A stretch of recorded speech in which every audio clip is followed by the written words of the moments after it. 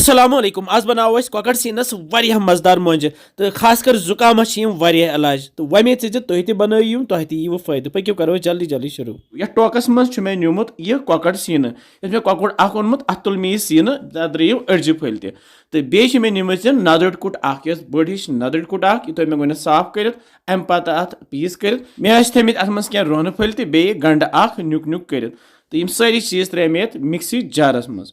तो मिक्सी जारस मज त्रा ये नून प्यूंता बे त्रोस मर्चवांगन पाउडर चमच ओड बे त्रोस बदान पाउडर चमच ओड बे त्रो ठूल फुट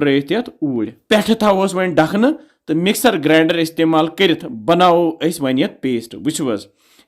सहल बनावन अगर गर न्याम न्यामि मज तको दगित तो मगर ये बनान जल्दी जल्दी फटाफट मस सन वन तैयार तो यपर नु मे ताय मज वन तेल यह कोर मे फल तेल इस्तेमाल तो अमे पत पटरो मे अथ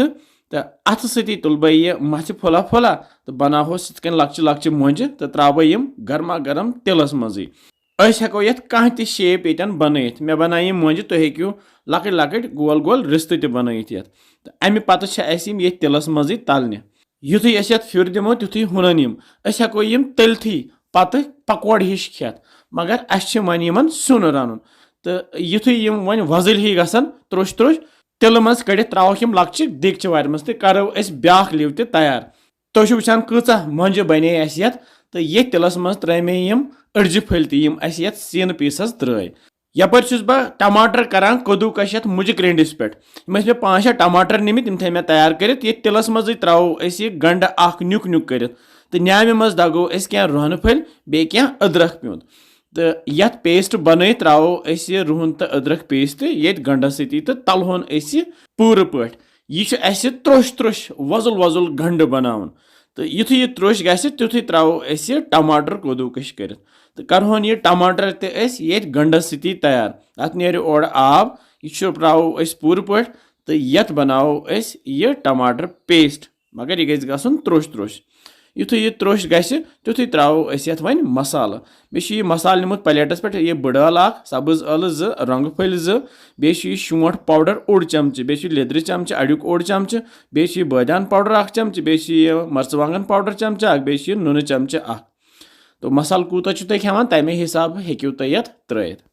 यह मसाल रलाओ सोरे ये टमाटस तो गंडस तो करो त्रोश पे त्रोस आब लीटर बस अकुई लीटर आब त्रो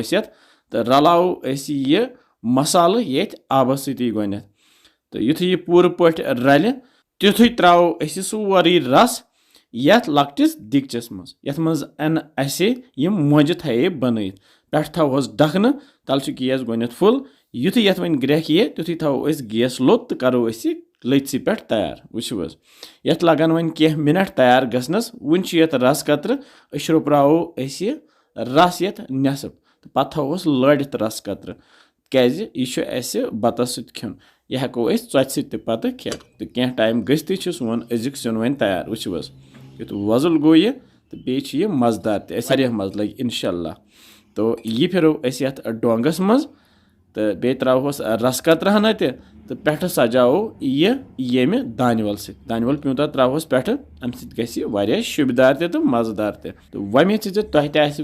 अजुक खास सिन पसंद आमुत तुह बनाइजो इनशाला समको बे जल्दी बिहु रबस।